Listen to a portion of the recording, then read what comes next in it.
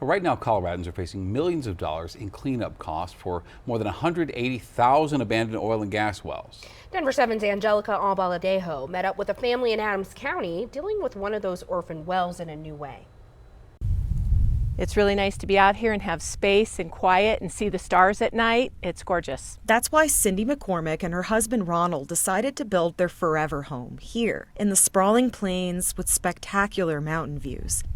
But they're dealing with an unwelcome and potentially dangerous eyesore. So here is the major oil well pump. As you can see, it's very, very old. When they bought the land, this oil well wasn't operating anymore. All of this was here. But the company said it would clean everything up. It is still here. There's lots of old equipment, a pit in the ground. People also see this as a dumping ground. They don't know what's underground or what safety or environmental harms could come from it. After waiting for years, I started calling the Pegasus company that's on the signs, and their mailbox was full, so I couldn't reach anyone. So she called up her local government, Adams County, for help. That's when I found out that he told me that they had went bankrupt and they pretty much abandoned and orphaned over 200 wells, including ours. That's why the McCormicks are taking on the wells owners with a lawsuit. We're asking that these corporations, when they bring their oil and gas wells onto the property, once they're done with them, they remove them.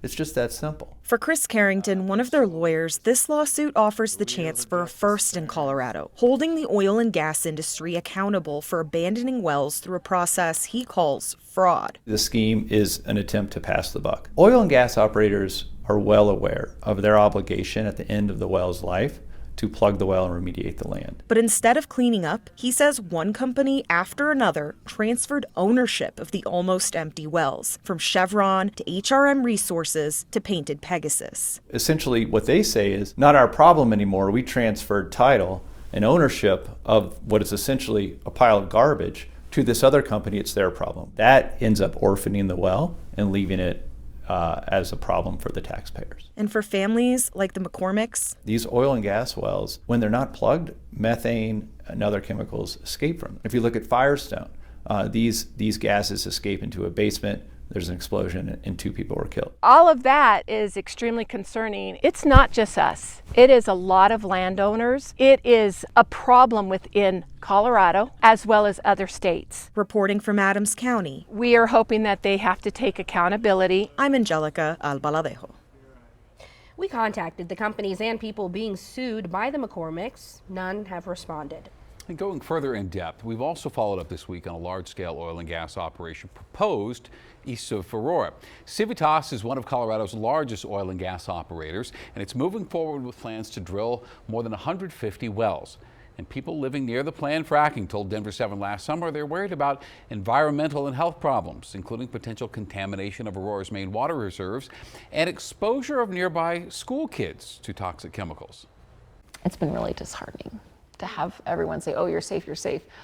Oh, but what about the Firestone explosion? What about all the record numbers of spills you had last year?